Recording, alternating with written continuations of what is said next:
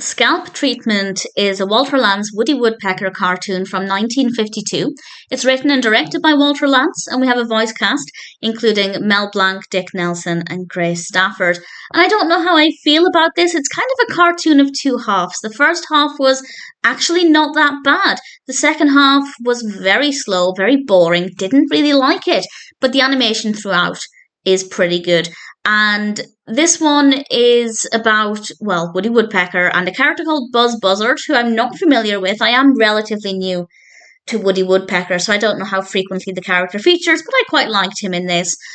And there is a girl that they are both very attracted to, and she decides to try and convince them both to buy her a headdress, or I think a bonnet, as she called it, and neither of them have the money for this.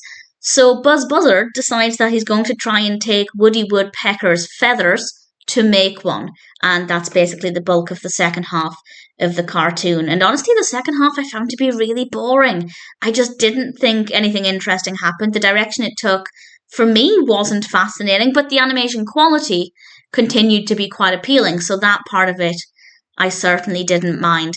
And in general, it's an okay cartoon. The animation is really appealing. We have a really nice color palette.